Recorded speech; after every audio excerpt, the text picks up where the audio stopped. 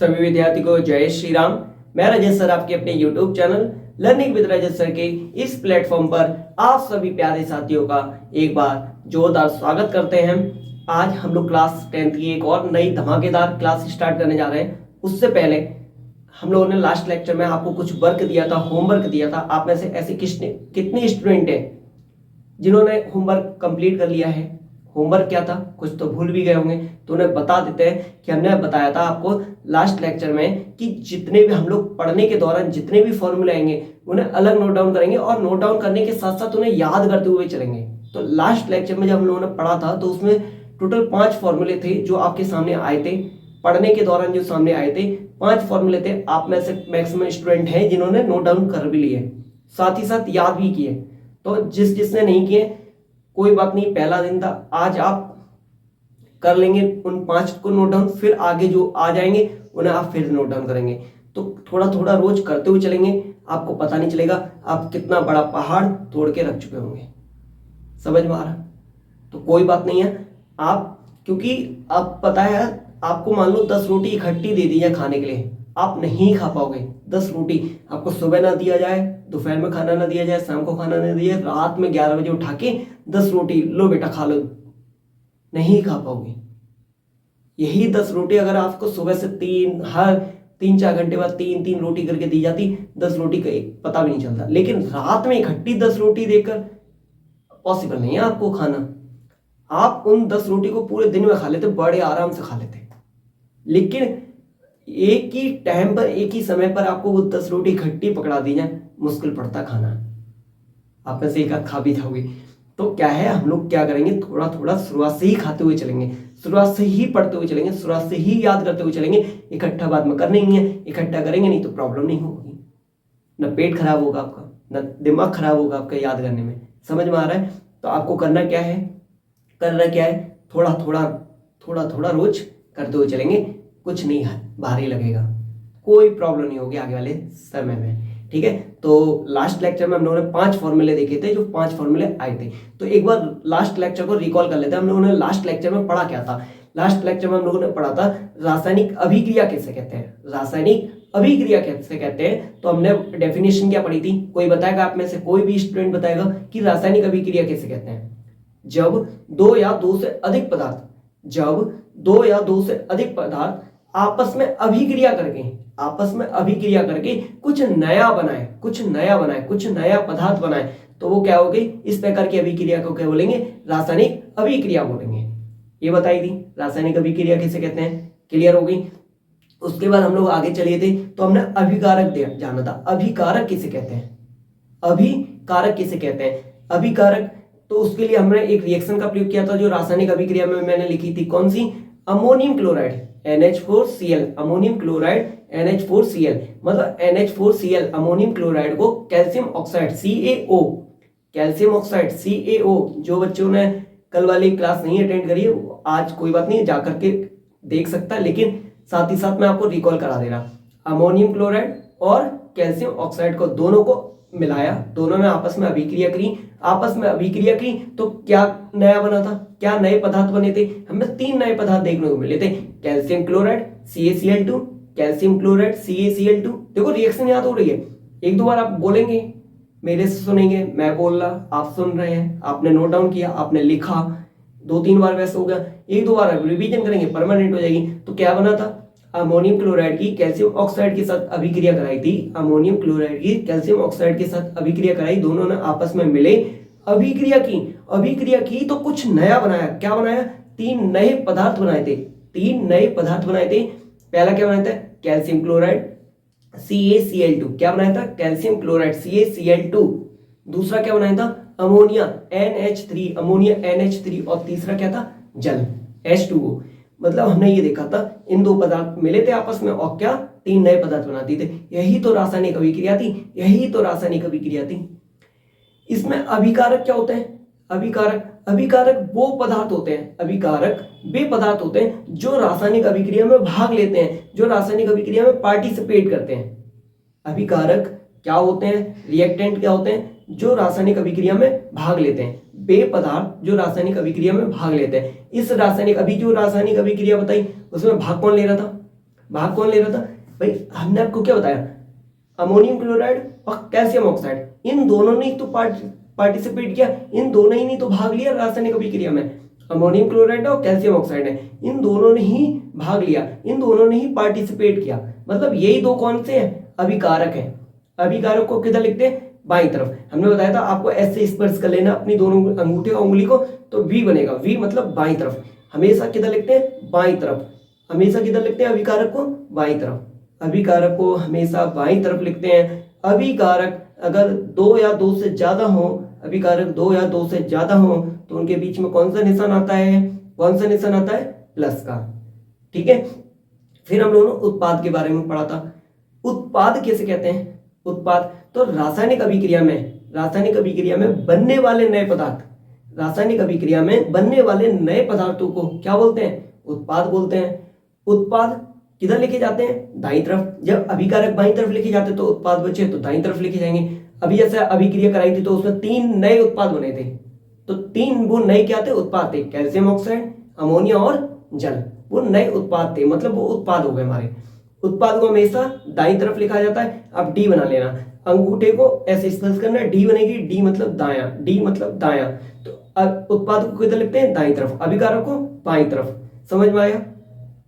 उत्पाद दो या दो से ज्यादा हो तो कौन सा निशान लगाते हैं? तब भी प्लस का निशान लगाते हैं। उत्पाद दो या दो से ज्यादा हो तो उनके बीच में कौन सा निशान आता है? प्लस का। ठीक है, ये पढ़ा था। अब हमने इसके आगे हम लोगों ने आपको एक इंजेक्शन के जरिए हमने आपको बात बताई थी कि हमारा अभिकारक है वो किधर लिखा जाता है?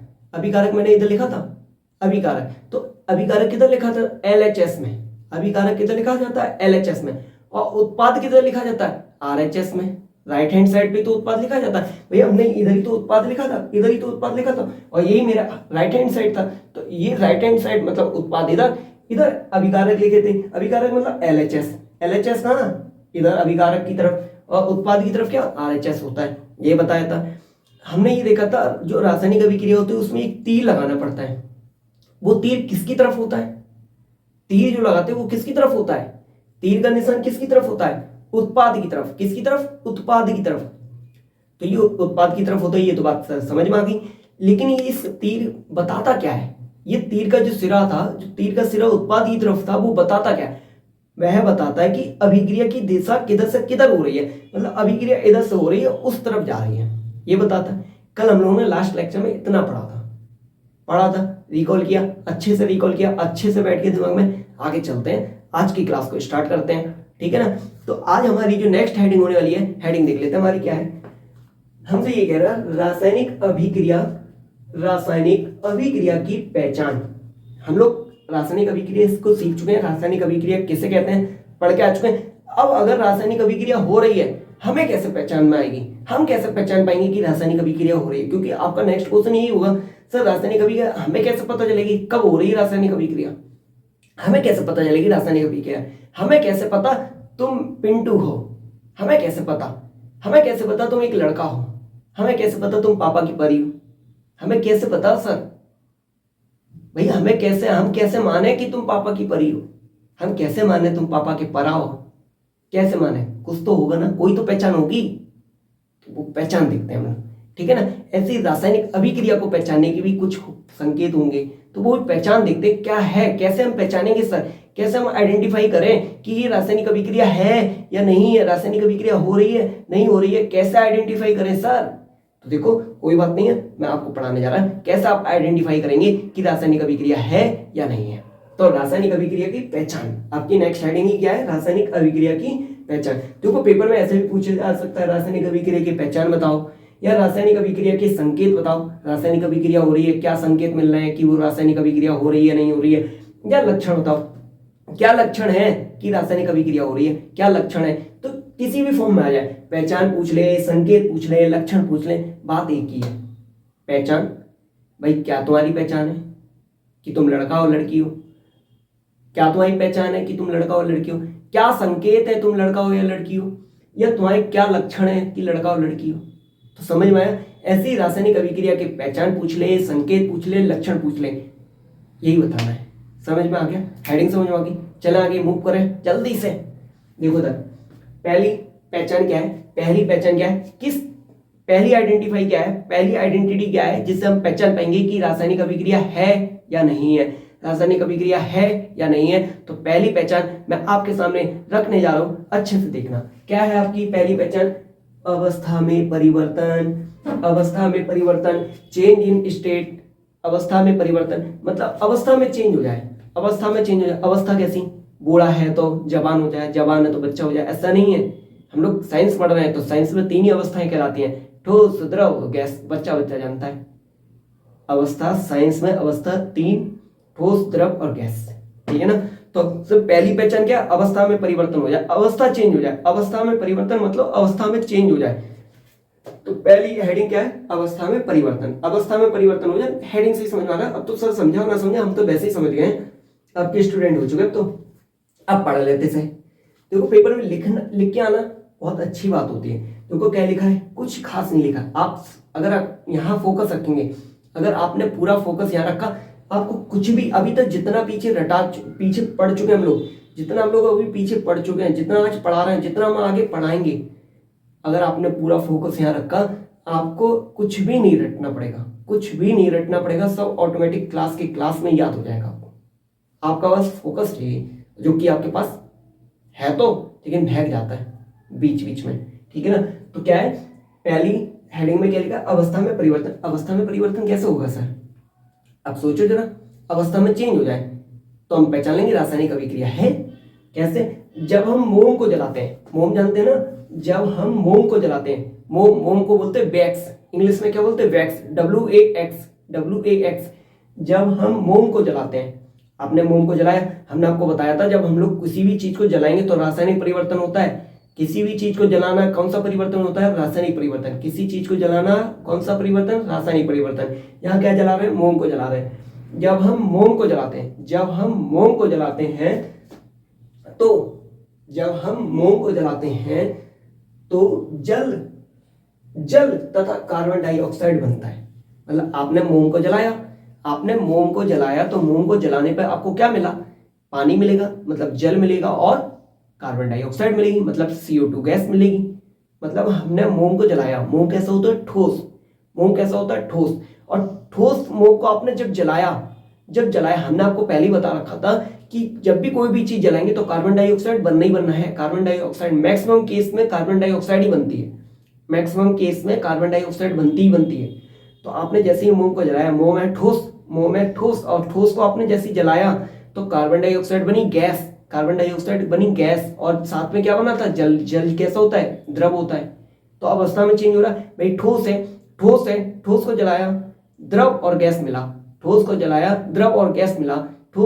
द्रव और गैस मिला, पहचान है ना? अवस्था में चेंज हो रहा, तो हम कह सकते हैं ना, अवस्था में चेंज हो रहा है, स्टेट में चेंज हो रहा है, तो हम क्या कह सकते हैं कि यह रासायनिक अभिक्रिया है। अगर हमने कहीं भी देख लिया कि अवस्था में परिवर्तन हो रहा है, तो हम कह सकते हैं यहाँ रासायनिक अभिक्रिया हो रही है रासायनिक अभिक्रिया। क्यों? क्योंकि अवस्था में चेंज हो रहा है। तो अवस्था में चेंज हो रहा है, एक बार पढ़ लेते हैं। जब हम मोम को जलाते हैं तब जल तथा कार्बन डाइऑक्साइड बनता है। जल बनेगा और कार्बन डाइऑक्साइड बनेगा। यहाँ मोम, ये वही लिखा हुआ है जो हम अभी आपको समझा चुके हैं। यहाँ मोम एक ठोस पदार्थ है। मोम कैसा है? ठोस है, सॉलिड है। मोम कैसा है? सॉलिड है, ठोस। मोम एक ठोस पदार्थ है, जबकि जल द्रव है। जल कैसा है? द्रव है। तथा CO2 कैसी? गैस है। CO2 को क्या बोलते हैं? Carbon dioxide. CO2 को क्या बोलते हैं? Carbon dioxide.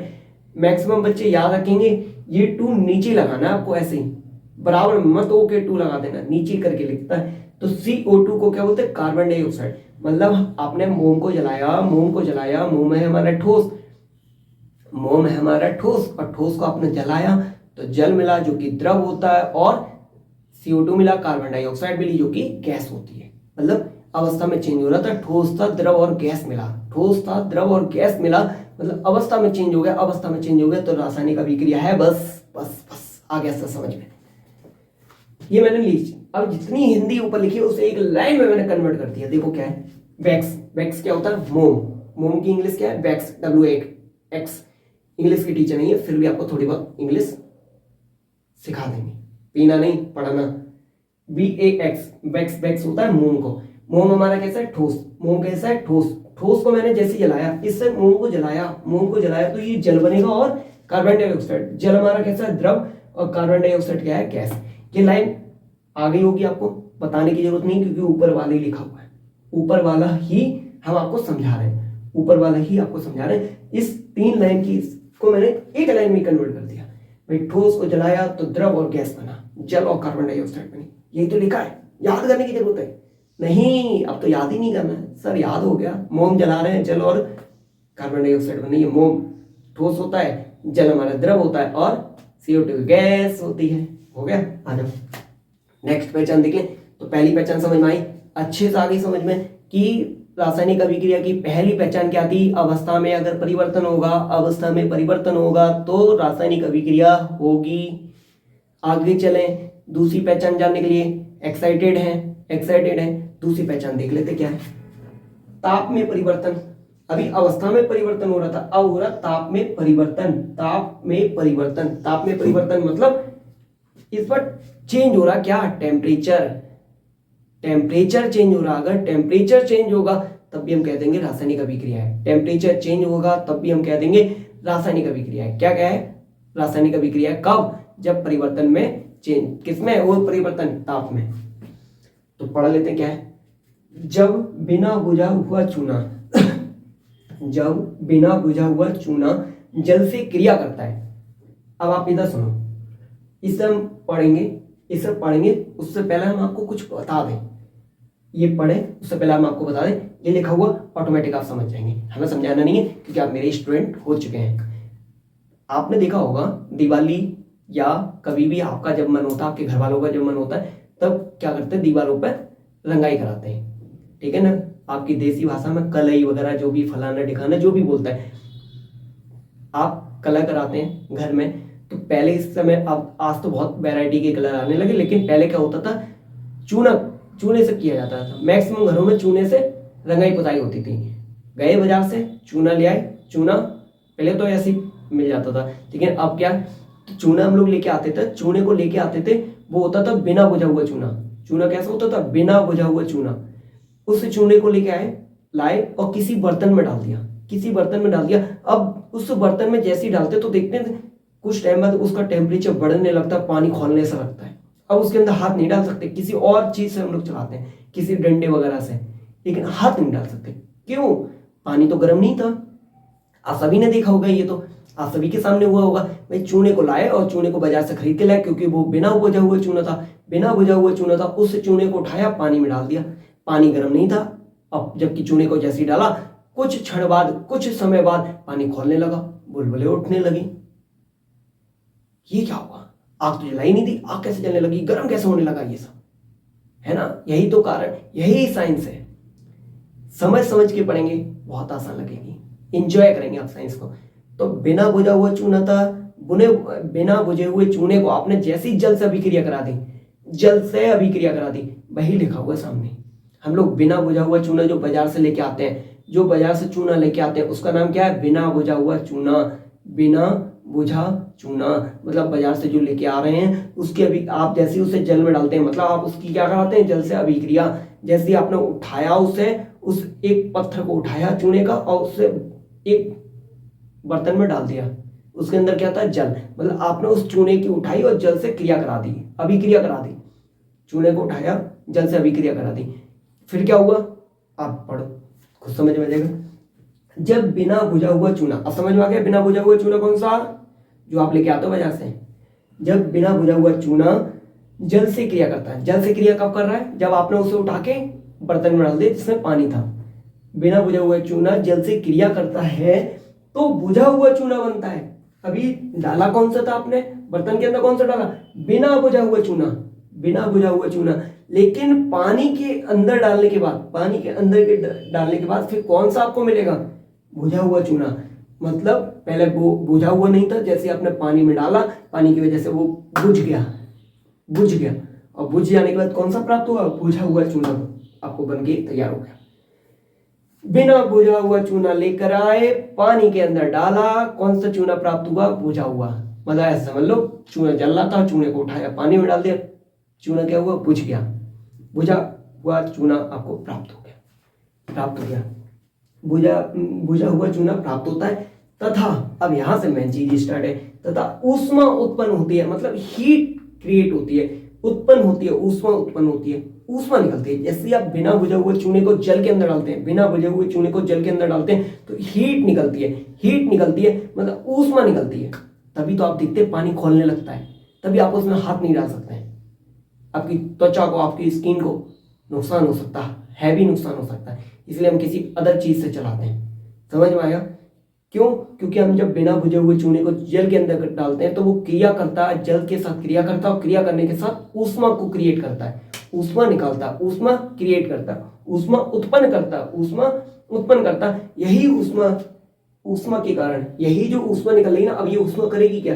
ऊष्मा के कारण ही अभिक्रिया का मिश्रण गर्म हो जाता है। मिश्रण क्या हो? गर्म हो जाता है। आप जो देखते हैं जो बाद में बन गया है बुझा हुआ चूना, बहुत गाढ़ा गाढ़ा हो जाता है, एकदम सांद्रता उसकी बहुत अच्छी हो जाती है, बहुत गाढ़ा हो जाता है, तो वो हीट होता है। आप देखेंगे बाहर से बर्तन को टच करके देखेंगे गर्म होता है, काफी टाइम बाद भी गर्म होता है। उसका कारण क्या है? जो उसके अंदर उत्पन्न ऊष्मा हुई थी, जो हीट क्रिएट हुई थी, जो हीट बनी थी, जो ऊष्मा बनी थी, जो ऊष्मा उत्पन्न हुई थी, उसके कारण वो क्या हो चुका? गर्म हो चुका। जो मिश्रण था, जो बुझा हुआ चूना और पानी का जो मिश्रण था, वो कैसा हो चुका?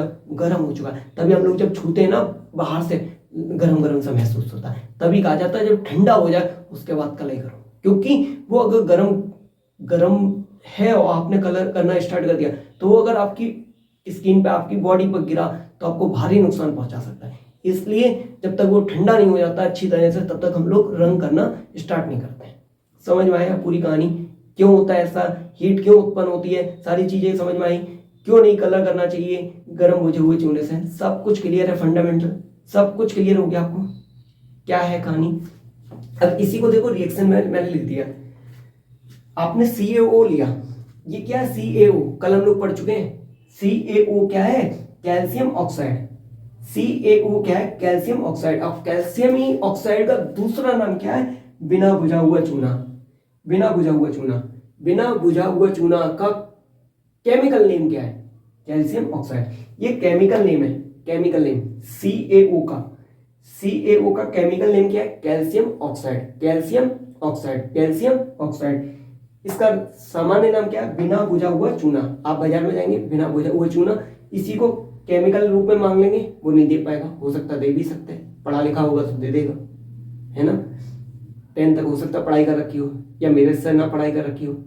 अगर आप किससे दिवाली पे जाना मांगने, उससे बोलना कैल्शियम ऑक्साइड दे दो, ना पढ़ा हो तो अगर वो ना दे पाए, पूछे क्या देना है बेटा सही सही बताओ, तो बता देना कि एक काम करो मोबाइल दो, रजत सर का चैनल देखो, पता चल जाएगा मांगा क्या है, ठीक है ना। कोई बात नहीं, उसे भी पढ़वा देना, कहना कि जाकर के घर पर रोज देखना, सर की क्लास आती है रोज। तो CaO को केमिकल नाम क्या है? CaO का केमिकल नाम क्या है? Calcium oxide, calcium oxide. इसका साधारण नाम क्या है? बिना बुझा हुआ चूना, बिना बुझा हुआ चूना। इसकी अभिक्रिया जल के साथ कराई, इसे आपने जैसे ही जल में डाला, इसे जैसे ही आपने जल में डाला तो क्या बना? क्या बना? क्या बना? CaOH का होल टू H। क्या पढ़ेंगे इसे? देखो इधर पढ़ना भी आना चाहिए, इसे तो सिंपल पढ़ लिया CaO, इसे क्या पढ़ेंगे? CaOH, CaOH, और जो ब्रैकेट होता है ना, और ये 2 लिखा हुआ है, ये सब ट्वाइस बोलते हैं। CaOH का whole two H, whole two H, CaOH का होल टू H, ठीक है ना। समझ में आया? CaOH का होल टू H, समझ में आया? इसका क्या है? ये केमिकल नाम है, केमिकल नाम क्या है? Calcium hydroxide. यहां देखो OH है, OH, इसलिए हाइड्रोक्साइड लगेगा, हाइड्रोक्साइड। यहां पे क्या था? ऑक्साइड, यहां पे क्या था? ऑक्साइड, यहां पे क्या? हाइड्रोक्साइड, ऑक्साइड हाइड्रोक्साइड, क्योंकि यहां पे OH है तो कैल्शियम हाइड्रोक्साइड। इसका साधारण नाम क्या? बुझा हुआ चूना। क्यों? अब बुझ क्यों गया? क्योंकि आपने क्या किया? पानी डालते हैं, पानी डालने के बाद आग बुझ जाती है, आग बुझ जाती है, वैसे ये चूना बुझ गया, तो बुझा हुआ चूना, बुझा हुआ चूना, बुझा हुआ चूना। अब बेटा बताओ, अभी तक जो समझाया सब समझ में आ गया? आगे मूव करें। हम लोगों ने 2 पहचान देख ली। 2 पहचान कौन कौन सी देखी? एक तो अवस्था में परिवर्तन हो जाए, अवस्था में चेंज हो जाए, स्टेट चेंज हो जाए तो हम कह देंगे रासायनिक अभिक्रिया। दूसरी पहचान रासायनिक अभिक्रिया की ताप में परिवर्तन, चेंज इन टेम्परेचर। अगर ये दो पहचान अगर आपको दिख रही हैं, अगर ये दो पहचान आप देख पा रहे हैं, तो आप सीना ठोक के 56 इंच का कह देना कि ये रासायनिक अभिक्रिया है। ये कौन सी अभिक्रिया है? रासायनिक अभिक्रिया। आप डंके की चोट पर कह देना। समझ में आ गया? पहचान सीख गए, पहचान सीखे, दो पहचान सीखे। अभी आगे और पहचाने हैं, आप लोग इसे एक बार देख लो, फिर आगे मूव ऑन करते हैं। चलिए नेक्स्ट अपनी पहचान देख लेते हैं। रासायनिक अभिक्रिया को पहचानने की नेक्स्ट हेडिंग क्या है हमारी? तो तीसरी पहचान। अभी तक हम लोग दो पहचानें देख चुके हैं, अभी तक इससे पहले दो पहचानें देखी। अवस्था में परिवर्तन पहली पहचान, अवस्था में परिवर्तन पहली पहचान। दूसरी तापमान में परिवर्तन, दूसरी पहचान, सेकंड पहचान हमारी क्या थी? तापमान में परिवर्तन। नेक्स्ट इसी क्रम में हम लोग देख लेते हैं तीसरी क्या है हमारी? रंग में परिवर्तन। इस बार चेंज होगा किसमें? कलर में। रंग में परिवर्तन हो जाए, रंग में। जैसे आपके रंग चेंज हो जाते हैं, मम्मी कुछ बता दे, कुछ काम करने को बता दे तो तुरंत रंग चेंज हो जाता है ना। अभी गेम खेलने के लिए फ्रेंड बुला ले, फ्रेंड से बात करने के लिए, इंस्टाग्राम चलाने के लिए, मोबाइल चलाने के लिए, रील्स देखने के लिए रंग कुछ और, लेकिन मम्मी ने कुछ काम बता दिया तो कुछ रंग और। ऐसी रंग चेंज होगा तो हम कह पाएंगे कि रासायनिक परिवर्तन हो रहा है, रासायनिक अभिक्रिया हो रही है। क्या? रासायनिक अभिक्रिया हो रही है अगर रंग में परिवर्तन हुआ। तीसरी पहचान हमारी ये है।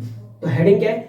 जब साइट्रिक अम्ल पोटेशियम परमैंगनेट, जब साइट्रिक अम्ल पोटेशियम परमैंगनेट से के साथ क्रिया करता है, मतलब हमने क्या किया? साइट्रिक अम्ल को लिया और पोटेशियम परमैंगनेट को लिया, इन दोनों की अभिक्रिया करा दी, इन दोनों की अभिक्रिया कराई। अभिक्रिया कराने पर, अभिक्रिया कराते तो पोटेशियम परमैंगनेट का जो विलयन होता है, जो पोटेशियम परमैंगनेट का जो विलयन है उसका रंग बैंगनी रंग गायब हो जाता है। मतलब क्या मैंने बोला? सुन इधर, हमने क्या किया? पोटेशियम परमैंगनेट का विलयन लिया, एक परख नली ली, एक परख नली ली, टेस्ट ट्यूब ली, एक टेस्ट ट्यूब आपने देखी है, ऐसी होती है, कुछ गोल होती है, ब्लैंक होती है, खाली होती है, शीशे की होती है, कांच की होती है। उस टेस्ट ट्यूब में हमने क्या किया? पोटेशियम परमैंगनेट का विलयन लिया, यानी कि उसका एक थोड़ा सा मात्रा में क्या किया? उसकी पोटेशियम परमैंगनेट की क्वांटिटी ले ली। क्या? पोटेशियम परमैंगनेट की थोड़ी सी मात्रा ले ली, एक परख नली में, एक टेस्ट ट्यूब के अंदर पोटेशियम परमैंगनेट का विलयन ले लिया। अब इस विलयन के अंदर जैसे हम साइट्रिक अम्ल की 2-4 बूंदे डालेंगे, क्योंकि हमें पता है कि जब भी पोटेशियम परमैंगनेट का जो विलयन होता है, पोटेशियम परमैंगनेट का जो विलयन हमने इसके अंदर ले रखा है वो कैसे कलर का? बैंगनी कलर का है। वो कैसे कलर का? बैंगनी कलर का, पर्पल कलर का है, हमने इसके अंदर ले रखा है। इसके अंदर क्या है? इसके अंदर मैंने एक परख नली है, ये टेस्ट ट्यूब है, टेस्ट ट्यूब के अंदर मान लो मैथ क्या हो, परख नली है, परख नली के अंदर पोटेशियम परमैंगनेट ले लिया है, टेस्ट ट्यूब के अंदर थोड़ा सा पोटेशियम परमैंगनेट ले लिया, उसका विलयन कैसा है? बैंगनी कलर का। कैसा है? बैंगनी कलर का। इस बैंगनी कलर के में अगर हम थोड़ा सा साइट्रिक अम्ल डाल देंगे तो ये कैसा हो जाएगा? जो पोटेशियम परमैंगनेट का जो बैंगनी कलर था वो गायब हो जाएगा। जैसे हम साइट्रिक अम्ल की 2-4 बूंदे डालेंगे, साइट्रिक अम्ल की जैसे हम 2-4 बूंदे डालेंगे तो वो बैंगनी जो कलर है वो गायब हो जाएगा। अब ये पोटेशियम परमैंगनेट आपको नहीं पता होगा, पोटेशियम परमैंगनेट का फॉर्मूला यहाँ नहीं लिखा, कोई बात नहीं, आप यहाँ नोट डाउन कर लो कहीं भी। इसका जो साइट्रिक अम्ल का फॉर्मूला है, क्योंकि आप नोट डाउन अलग करते हुए चलना है ना, नोट डाउन अलग करते हुए चलना है, तो लिख लो आप C6H8O7। फिर से बोल देना, साइट्रिक अम्ल का क्या फॉर्मूला? साइट्रिक अम्ल का फॉर्मूला क्या है? C6H8O7, C6H8O7 ये फॉर्मूला होता है। ये ज्यादातर फलों में प्राप्त होता है, ऑर्गेनिक है, ये वीक ऑर्गेनिक एसिड है हमारा, सबसे वीक ऑर्गेनिक एसिड है। ये फलों में ज्यादातर पाया जाता है, जो खट्टे होते हैं उनमें पाया जाता है साइट्रिक अम्ल। क्या? C6H8O7। पोटेशियम परमैंगनेट क्या होता है? KMnO4, potassium permanganate.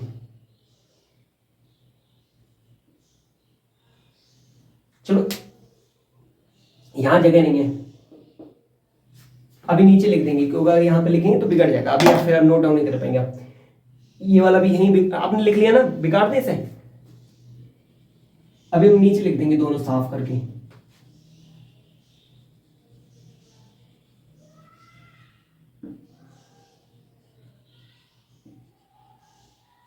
ये भी हम दोनों नीचे लिख देंगे, क्योंकि अगर हमने यहाँ पे लिखा तो आप डिस्टर्बेंस हो जाएंगे। तो अभी आपको क्या समझना है, साइट्रिक अम्ल पोटेशियम परमैंगनेट के विलयन में, पोटेशियम परमैंगनेट के विलयन में जैसे हम साइट्रिक अम्ल की 2-4 बूंदे डालेंगे, जो बैगनी कलर है वो गायब हो जाएगा, बैगनी कलर गायब हो जाएगा, मतलब रंग में परिवर्तन हो गया, रंग चेंज हो गया। और रंग में चेंज होगा हम कह देंगे रासायनिक अभिक्रिया हो रही है, रासायनिक अभिक्रिया हो रही है। रंग में परिवर्तन रासायनिक अभिक्रिया, रंग में परिवर्तन रासायनिक अभिक्रिया। तो यही लिखा था, पढ़ लेते हैं एक बार। जब साइट्रिक अम्ल पोटेशियम परमैंगनेट, जब साइट्रिक अम्ल पोटेशियम परमैंगनेट के साथ क्रिया करता है, के साथ क्रिया करता है, मतलब दोनों को मिलाया तो क्रिया करी, तो पोटेशियम परमैंगनेट के विलयन का, पोटेशियम परमैंगनेट विलयन का बैगनी रंग गायब हो जाता है, जादू हो जाता है, गायब हो जाता है आपकी तरह। जैसे आपको काम बताती मम्मी आप गायब, वैसे बैगनी कलर भी क्या हो गया, गायब हो गया, जैसे हमने साइट्रिक अम्ल डाला पोटेशियम परमैंगनेट के अंदर। समझ में आया, समझ में आया, नो डाउट। रंग में परिवर्तन रासायनिक अभिक्रिया, रंग में परिवर्तन रासायनिक अभिक्रिया, 3 पढ़ चुके हैं। आगे देख लेते हैं 14, गैस का निकलना। गैस का निकलना, गैस अगर निकल रही है तो अभी हम पहचान लेंगे रासायनिक अभिक्रिया हो रही है। गैस अगर निकल रही है तो हम पहचान लेंगे रासायनिक अभिक्रिया हो रही है। कैसे, जब दानेदार जिंक की अभिक्रिया, जब दानेदार जिंक की अभिक्रिया तनु हाइड्रोक्लोरिक अम्ल से कराते हैं, ये तनु हाइड्रोक्लोरिक अम्ल क्या है, HCl, HCl। हाइड्रोक्लोरिक अम्ल क्या होता है, HCl को बोलते हैं। HCl क्या होता है, हाइड्रोक्लोरिक अम्ल। HCl को क्या बोलते हैं, हाइड्रोक्लोरिक अम्ल। जब दानेदार जिंक की अभिक्रिया, दानेदार जिंक की अभिक्रिया तनु हाइड्रोक्लोरिक अम्ल HCl से कराते हैं तो हाइड्रोजन गैस बाहर निकलती है। मतलब आपने क्या किया,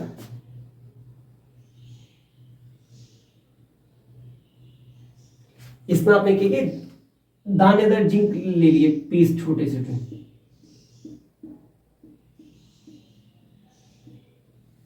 आपने क्या किया, एक टेस्ट ट्यूब ली, परख नली ली, जो कि कांच की होती है, ऐसी होती कुछ, ठीक है। इसमें आपने क्या किया, जिंक के दानेदार टुकड़े डाल लिए, जैसे मैंने डाल दिए। जिंक के आपने क्या किया, दानेदार टुकड़े डाल लिए।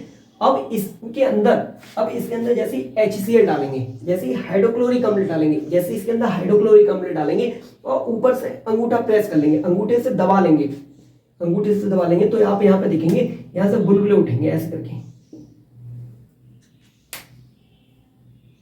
एकदम से आप अंगूठा हटाएंगे टेस्ट ट्यूब के ऊपर से, जैसे ही आप अंगूठा हटाएंगे फट सी आवाज निकलेगी, क्यों, क्योंकि वो हाइड्रोजन, जैसे आपने इस दानेदार जिंक के ऊपर हाइड्रोक्लोरिक अम्ल डाला तो गैस के बुलबुले बनना स्टार्ट हो गए। कौन सी गैस के, हाइड्रोजन गैस के बुलबुले बनना स्टार्ट हो गए। आपने ऊपर से अंगूठा बंद कर रखा था तो वो गैस अंदर भरती रही, जैसे ही आपने अंगूठा हटाया तो फट सीना बाहर निकल गई। तो जैसी गैस बाहर निकलेगी हम पहचान लेंगे यार रासायनिक अभिक्रिया हो रही है। कौन सी अभिक्रिया हो रही है, रासायनिक अभिक्रिया हो रही है। तो समझ में आ गया, गैस का निकलना क्या है, रासायनिक अभिक्रिया पहचान लेंगे। एक बार पढ़ लेते दोबारा से। जब दानेदार जिंक की अभिक्रिया तनु हाइड्रोक्लोरिक अम्ल से कराते हैं, हाइड्रोक्लोरिक अम्ल HCl से कराते हैं तो हाइड्रोजन गैस बाहर निकलती है, निकल रही है। यहाँ हेडिंग भी तो यही थी, गैस का निकलना, रासायनिक अभिक्रिया। इसकी रासायनिक अभिक्रिया की पहचान, गैस का निकलना।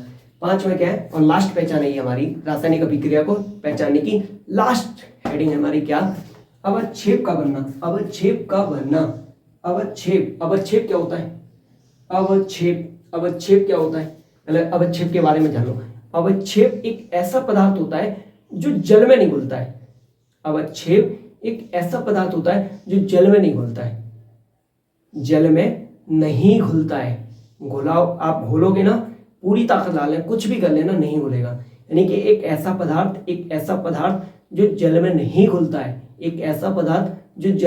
घुलता है, वो क्या कहलाएगा, अवक्षेप। क्या कहलाएगा, अवक्षेप। अब अवक्षेप का बनना है, अगर अवक्षेप बन रहा है तो वो रासायनिक अभिक्रिया होगी। आप पानी के अंदर चीनी डालते हैं, घुल जाती है। पानी के अंदर आपने नमक डाला, घुल गया।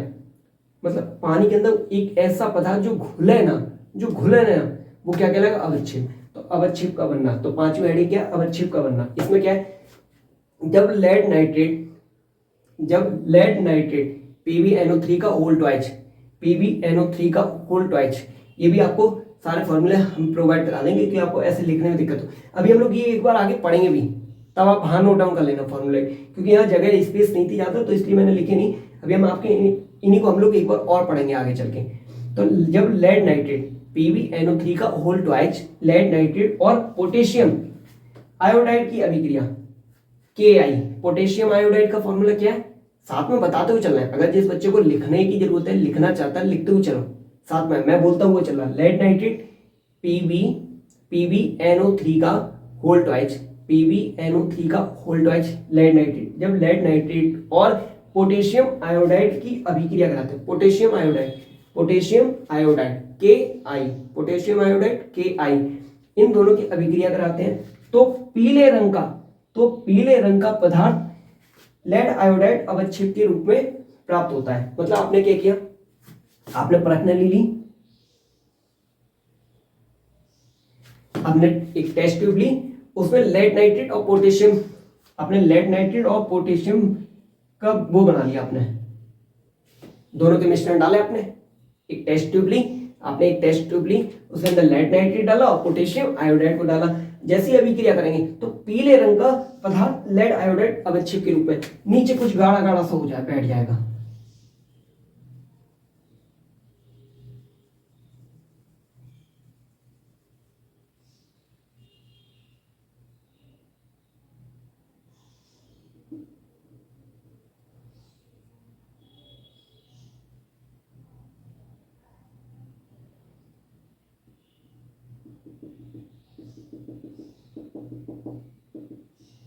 कुछ इस तरीके से, जैसे अब लेड नाइट्रेट ये वाली उदाहरण दो,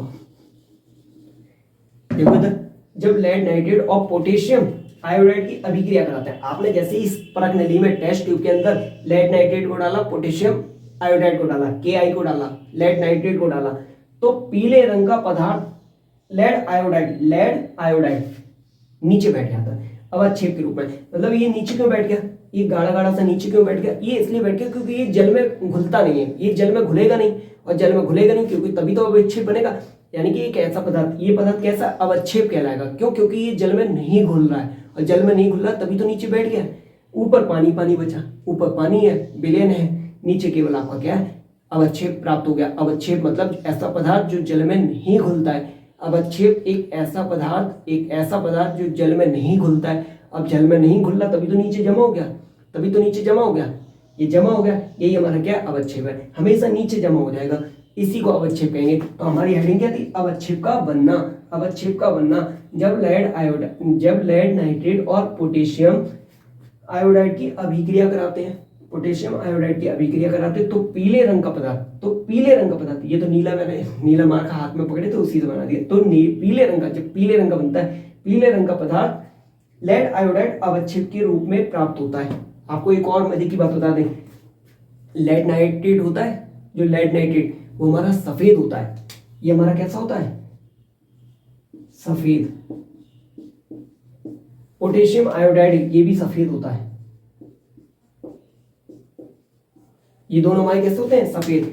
लेड नाइट्रेट भी सफेद होता है, पोटेशियम आयोडाइड भी सफेद होता है, लेकिन जब हम इसकी अभिक्रिया करा देते हैं तो हमें अवक्षेप प्राप्त होता है, पीले रंग का अवक्षेप प्राप्त होता है। पूरा एक बार देख लो फिर आगे चलते हैं। समझ में आया, मजा आया आज की क्लास में। हम लोगों ने क्या सीखा, रासायनिक अभिक्रिया की पहचान, 5 पहचान देखी। अवस्था में परिवर्तन, पहली पहचान क्या थी, अवस्था में परिवर्तन, ताप में परिवर्तन, रंग में परिवर्तन, गैस का निकलना, अवक्षेप का बनना। ये 5 पहचान आप अपने दिमाग में रखेंगे, आप रासायनिक अभिक्रिया को पहचान लेंगे कि हाँ यही है रासायनिक अभिक्रिया। आप जज के सामने जाएं, चाहे कोई सी हाई कोर्ट जाए, चाहे सुप्रीम कोर्ट जाए, आप वहां अच्छे से बोल पाएंगे कि हाँ यही है रासायनिक अभिक्रिया, मैं अच्छे से पहचानता हूं इसे। क्योंकि आपके पास क्या है पहचानने की, 5 बड़ी ताकत, 5 बड़े सबूत हैं रासायनिक अभिक्रिया को पहचानने के। आप कहीं भी जाके, किसी भी कोर्ट में जाकर के दावा सीना ठोक करके भी कहेंगे कि मैं दावा करता हूं यही है रासायनिक अभिक्रिया, क्योंकि मैं इसे अच्छे से जानता हूं, क्योंकि रजत सर ने पढ़ाया है। मैं 5 पहचान है, समझ हो गई 5 पहचान। कल आना, रिवीजन करके आना, मजा बहुत आएगा। चले आज की क्लास को यहीं विराम करते हैं। आप भी रेस्ट करिए, नोट डाउन करते हुए, रिवीजन करते हुए चलते रहिए। ठीक है, टाटा बाय बाय, जय हिंद।